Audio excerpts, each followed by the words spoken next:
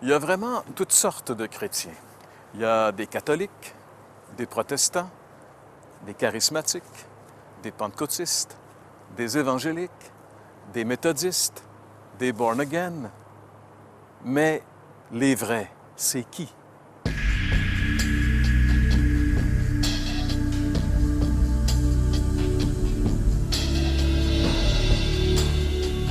On est parfois un peu surpris lorsque on s'attarde et qu'on essaie de comprendre les différentes croyances qui existent, par exemple, ne serait-ce qu'au Canada. En 2001, il y a des statistiques qui ont été publiées et qui avaient pour but justement de brosser le portrait du Canada religieux. Et ces statistiques nous donnaient par exemple que 43,6 des Canadiens sont catholiques, 29,2 sont de religion protestante, 1,6 orthodoxe chrétienne, 2,6 d'autres religions mais chrétiennes, 2 de la population canadienne serait de religion musulmane, 1,1 de religion juive, 1 bouddhiste, 1 hindou, 1,3 d'autres religions. Et finalement, on nous dit que 16,5 des Canadiens n'auraient aucune appartenance religieuse. Lorsqu'on considère toute cette mosaïque et tout ce que ça représente comme variété, parce que bien sûr, on parle ici de différentes religions, mais chacune d'elles a des variantes, lorsqu'on regarde cette mosaïque, on est en droit de se demander, à travers tout ça, où est la vérité? Eh bien, c'est un peu ce qu'on aimerait essayer de décortiquer avec vous aujourd'hui, à l'heure de la bonne nouvelle.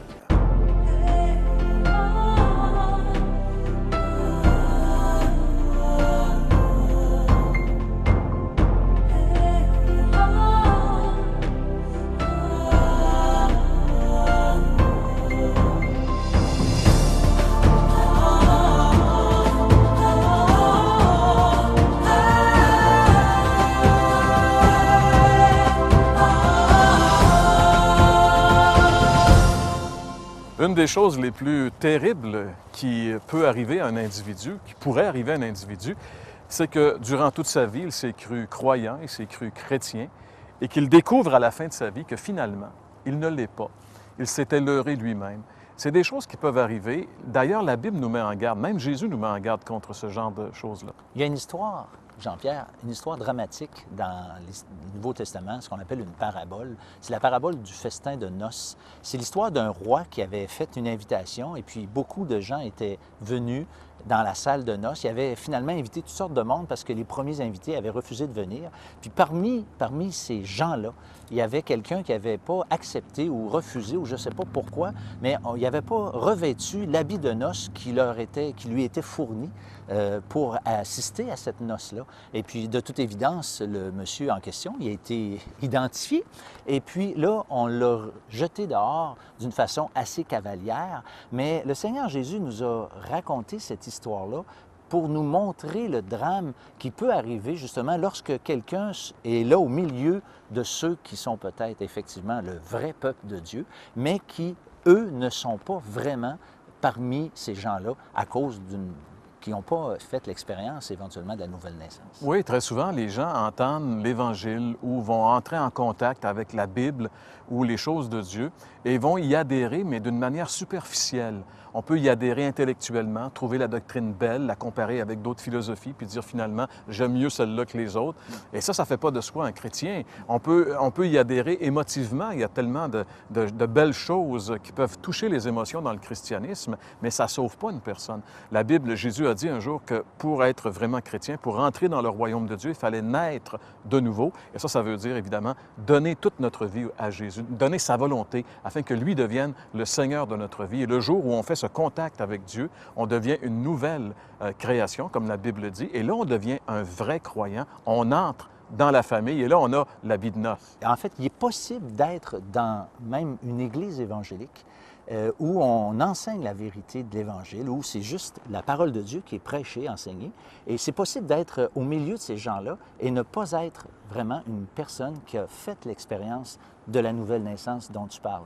J'aime beaucoup l'image de quelqu'un a dit une fois, c'est pas parce que tu mets un cheval dans un garage qu'il devient une automobile. Absolument. Et la vérité s'applique très bien, pas parce que quelqu'un va dans une église qui est nécessairement une personne qui est née de nouveau. Puis c'est ça qui est important, d'avoir fait cette expérience-là. Si on n'a pas fait cette expérience-là, même si on connaît parfaitement la vérité, au point peut-être même d'être capable d'expliquer l'Évangile, mais si on n'a pas fait l'expérience de la nouvelle naissance, on est perdu. Puis moi, je suis convaincu qu'il y a des gens qui vont aller en enfer, peut-être avec une Bible en dessous du bras, peut-être un livre de cantiques évangéliques en dessous du bras, mais qui, malheureusement, sont perdus pour l'éternité. Ça, c'est un drame. Bien, je pense que si Jésus a raconté cette histoire, cette parabole, c'était pour souligner ce danger qui existe vraiment. D'ailleurs, la conclusion de cette parabole, les paroles de Jésus sont « Beaucoup sont appelés, mais peu sont élus ». Alors, vous qui nous écoutez, on espère que vous faites partie des élus. Et si vous vous questionnez à ce sujet-là, on vous invite à faire venir la littérature qu'on vous offre gratuitement à l'instant.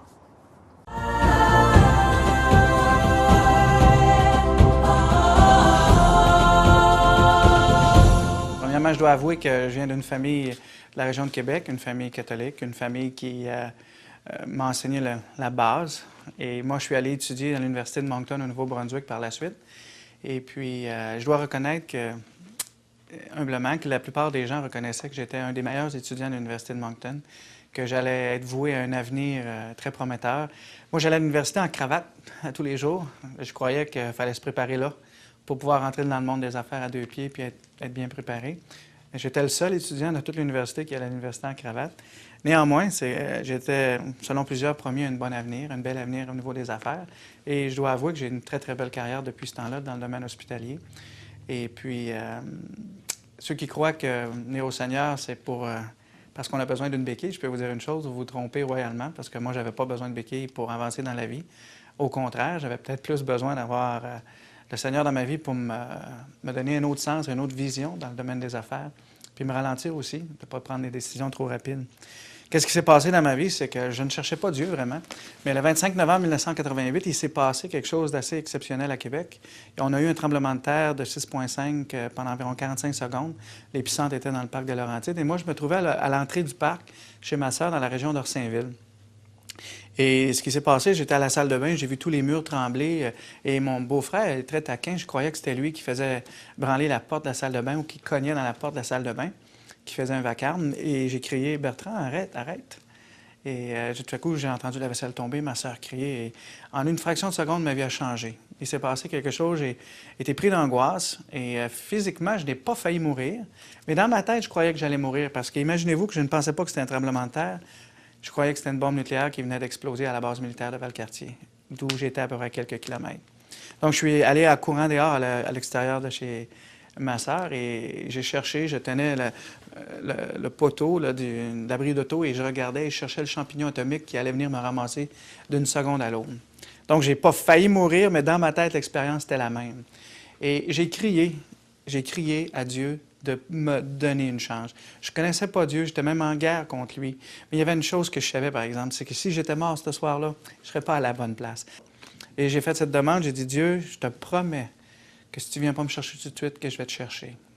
Et Dieu a répondu à cette prière. 2 ans plus tard, en fait, des jours après, même quelques heures après, je me retournais en automobile et je me disais, comment fait-on pour chercher Dieu? J'avais plein de défauts, mais j'en avais un, je n'avais pas, je n'étais pas hypocrite. Et j'ai dit à Dieu, Dieu m'a donné une chance, je vais le chercher. Ce même mois-là, j'ai eu plein de propositions à ma porte le samedi matin, des gens qui viennent cogner. Et j'ai décidé de m'acheter une Bible pour moi-même et de lire pour moi-même pendant 2 ans. Fait que j'ai lu pendant 2 ans pour moi-même. Et finalement, j'ai découvert l'Évangile. Et après ça, le Seigneur a permis que je rencontre d'autres chrétiens. J'ai découvert l'Évangile, j'ai découvert que je n'avais rien à faire pour mériter la vie éternelle. Que mon âme, ça donnait absolument rien de courir après toutes les richesses de la terre si je perdais mon âme. Et c'est vraiment ce que, en lisant la Bible, que j'ai découvert que j'allais perdre mon âme si je continuais dans le même chemin.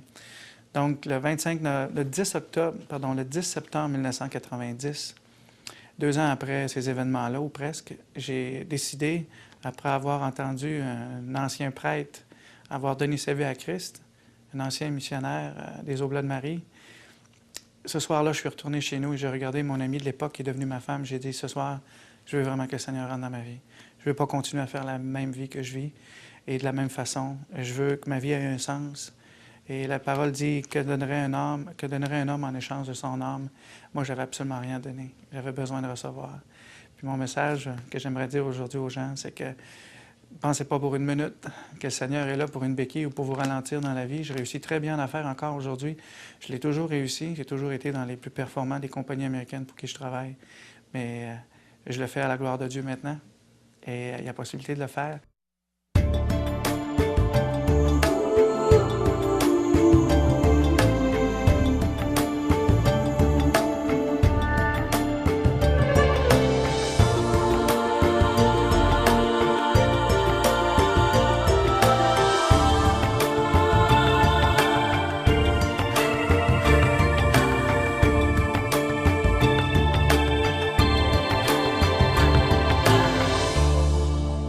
Je suis très heureux de vous revenir cette année avec cette présente série.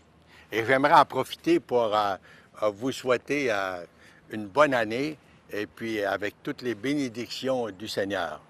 Aujourd'hui, pour le message que j'aimerais vous présenter, le titre, en fait, c'est « La bonne nouvelle inquiétante ». La bonne nouvelle inquiétante. Pourquoi ce titre? Tout d'abord, j'aimerais vous introduire à un texte, une parole de Jésus qu'on retrouve dans l'Évangile de Matthieu, le chapitre 7, puis le verset 21. Le Seigneur nous dit, « Ceux qui me disent, Seigneur, Seigneur, n'entreront pas tous dans le royaume des cieux, mais seulement celui qui fait la volonté de mon Père qui est dans les cieux. Plusieurs me diront en ce jour-là, mais Seigneur, Seigneur, n'avons-nous pas prophétisé par ton nom? N'avons-nous pas chassé des démons par ton nom? N'avons-nous pas fait beaucoup de miracles par ton nom? Alors je leur dirai ouvertement, je ne vous ai jamais connu. Retirez-vous de moi, vous qui commettez l'iniquité. » Tout d'abord, j'aimerais souligner qu'ici, Jésus s'adressait à des gens religieux. Il faisait partie du judaïsme. Puis c'est des gens qui faisaient beaucoup d'efforts dans le but de plaire Dieu, dans le but de se soumettre, en fait, aux exigences de la loi, justement, dans ce temps-là. Et puis aujourd'hui, bien, ça pourrait s'appliquer aux gens religieux, bien sûr, mais aussi aux bons gens, le bon monde, comme on les appelle. Alors, chers amis, c'est un message pour chacun d'entre nous.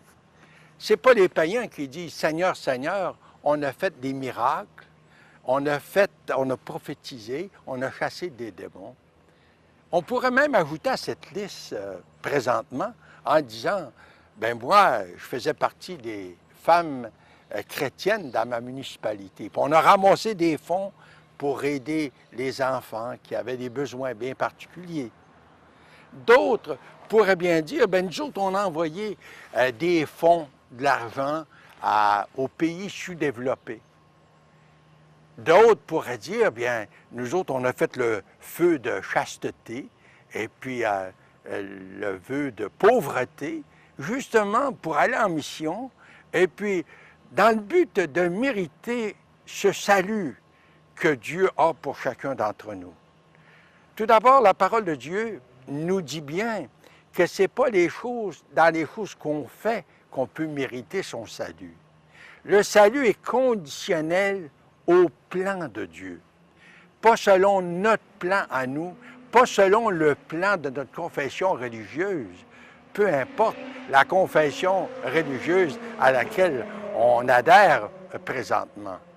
Le salut dépend exactement du plan de Dieu et ce que lui a fait pour nous. Ce n'est pas tellement ce qu'on peut faire, nous, pour mériter le plan du salut, mais ce que le Seigneur Jésus, le Fils de Dieu, a fait pour nous. Il est venu dans ce monde spécialement pour se rendre à la croix, répondre à la justice de Dieu, afin qu'on puisse être pardonné, par avoir l'assurance du salut, la vie éternelle. On se rappelle de cette parole du Seigneur qui est assez bien connue quand même par beaucoup de gens, où le Seigneur nous dit en Jean chapitre 14 et le verset 6, il nous dira, « Moi je suis le chemin, la vérité et la vie. Nul ne vient au Père que par moi. » Puis il faut bien souligner, « Nul ne vient au Père que par moi. » Le salut, mes chers, se trouve dans une personne. C'est pourquoi on doit vraiment ancrer notre foi ou fonder notre foi sur la personne du Seigneur Jésus et sur l'œuvre qu'il a réalisée pour vous et moi à la croix du Calvaire, pour avoir la certitude du salut. Et la parole de Dieu, c'est en fait elle et qui, justement, peut nous donner de l'assurance puis enlever toute inquiétude. Je peux quand même vous dire, mes chers amis, que j'ai l'assurance du salut, moi. C'est la parole de Dieu. C'est Dieu qui me le dit dans sa parole. Alors, c'est pourquoi je peux affirmer cette vérité. Puis, je pourrais citer vraiment plusieurs autres paroles, justement, dans le temps qu'on a. On peut se poser la question à savoir où est fondée votre foi, comme j'en ai déjà parlé. Notre foi doit être, comme j'ai dit, fondée sur le roc. Et puis on se rappelle de cette parole que le Seigneur avait posée un jour à ses disciples. Il leur dit, « Qui dites-vous que je suis, moi, le Fils de Dieu? » Et Pierre de répondre, « Tu es le Christ, le Fils du Dieu vivant. » Et le Seigneur de répondre, dans le terme grec, « Sur ce roc, je bâtirai mon Église. » Sur ce roc, je bâtirai mon Église. Alors, chers amis, est-ce que votre foi est fondée sur le roc? Je pourrais aussi vous citer, par exemple, dans les Écritures, c'est le chapitre 10 du livre des Actes, où un homme nommé Corneille.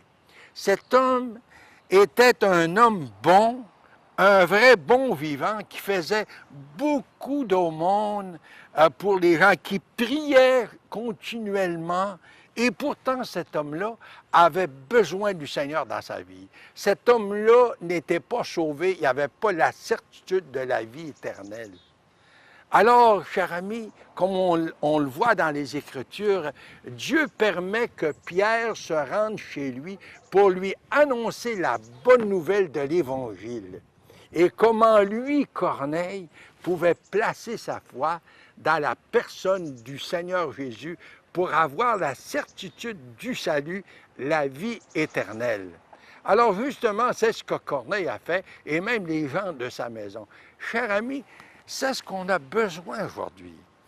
Nos mérites, nos bonnes œuvres, c'est bon, mais ça ne peut jamais nous garantir le salut, la vie éternelle. Seul Jésus peut nous offrir justement le salut, puis la vie éternelle, c'est un don de Dieu.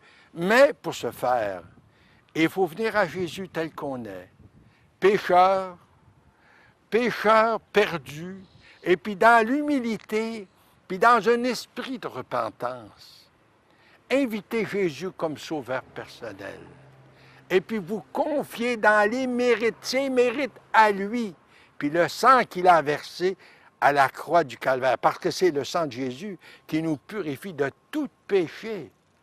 Vous savez, nos bonnes œuvres, ça n'enlève pas le péché dans nos vies. On a besoin, justement, vous savez, de venir à Jésus, puis accepter, justement, qu'il nous lave par le sang qu'il a versé à la croix. Et puis, le moment qu'on accepte Jésus comme sauveur, on peut vraiment dire qu'on a l'assurance de la vie éternelle. Alors, chers amis, qu'il en soit ainsi pour vous, aujourd'hui, pour la gloire de Dieu. Amen. Déception difficile, ma vie est brisée. Trop de fois essayé de recommencer à bâtir quelque chose sur mon chantier. C'est si dur, sans espoir, je suis fatigué. Je te cherche, je t'appelle, viens m'éclairer. Construis-moi et brise-moi, c'est par le bien du mal. Je suis vide sans toi, viens et remplis-moi. Je ne veux vivre qu'avec toi.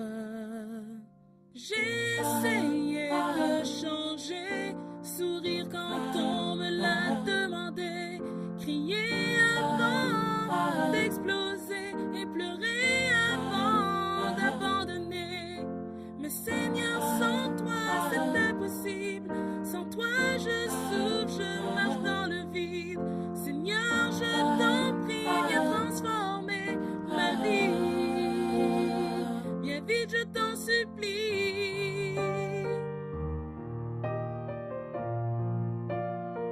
Viens vite, je t'en supplie.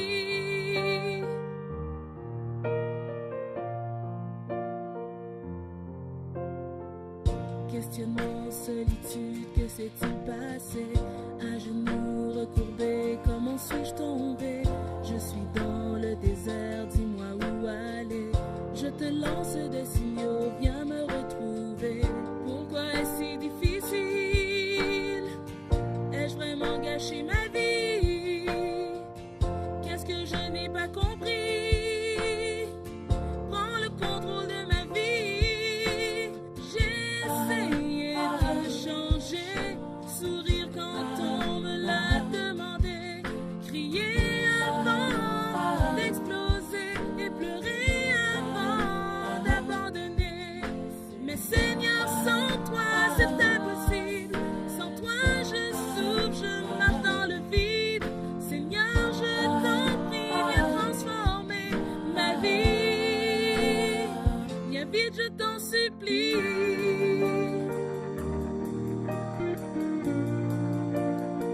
Viens vite, je t'en supplie. Oh, oh, oh.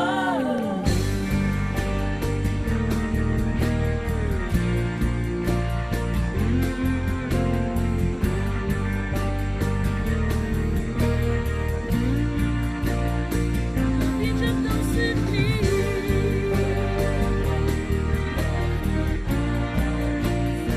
Viens vite, je t'en supplie.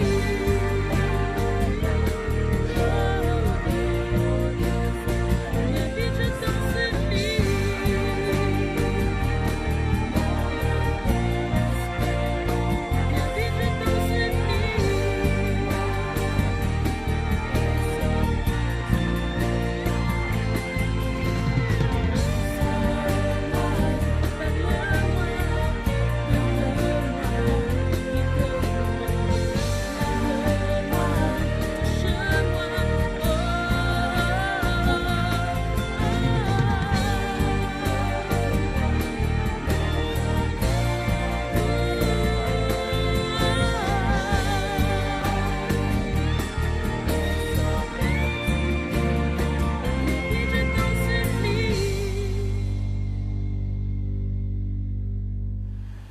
Le message de ce chant rejoint vraiment l'idée que nous avons développée au cours de cette émission, à savoir que la religion, c'est un peu une espèce de vêtement qu'on met pour tromper un peu, se tromper soi-même et tromper les autres. Et comme elle le disait dans le chant, qu'elle cherchait à sourire, elle faisait des efforts, mais c'était pas elle finalement. Elle jouait un jeu. Et ça, c'est dangereux. Ça, c'est le jeu de la religion. Et c'est exactement, François, ce dont on a parlé un peu aujourd'hui. Faire attention. Dieu veut pas qu'on joue un jeu avec lui. Il veut qu'on soit véritable, authentique. Il veut qu'on soit comme on est finalement. Et c'est lui qui nous change. Nous, on peut pas rien changer. C'est quoi, Jean-Pierre, ton histoire? À un moment donné, tu m'avais raconté une histoire de quelqu'un une religion, manteau. Là. Tu te rappelles-tu un peu? Je trouvais ça bon, ça. Ah oui, c'était l'histoire de cette jeune fille qui avait décidé de devenir socialiste et qui était allée... en fait, elle était chrétienne, mais elle était allée dans une convention où il y avait... le Parti socialiste était en train d'essayer de gagner des adeptes. C'est ça. Et puis, l'orateur disait, le socialisme va mettre un manteau neuf sur l'homme, etc., etc. Et cette jeune fille a dit, le socialisme peut peut-être mettre un manteau neuf, mais seul Dieu ou Jésus peut mettre un homme nouveau dans le manteau, une personne nouvelle. Alors, c'est sûr que la religion, comme la politique, fait tous ses efforts pour essayer de changer les choses, mais finalement, il y a juste Jésus qui peut vraiment changer les choses. Puis je me dis souvent, pourquoi on veut vraiment changer? Pourquoi la religion existe? Bien parce qu'il y a une insatisfaction, il y a une soif, il y a un besoin. On est des créatures d'un Dieu qui nous aime et c'est rien de plus normal que de vouloir entrer en contact avec le Dieu qui nous a créés. Mais puisqu'on ne voit pas d'une façon évidente comment faire, bien, chacun y va de son idée, de sa façon. Et puis, pour moi, c'est clair, c'est la raison pour laquelle il y a plein de religions dans le monde. Parce qu'il y a un besoin fondamental. Et puis ceux qui refusent ce besoin-là, bien, ils doivent se battre contre cette idée parce qu'il y a quelque chose de naturel en nous. On se lève le matin, on voit un beau lever de soleil ou un coucher de soleil. Ça se peut pas qu'il n'y ait rien.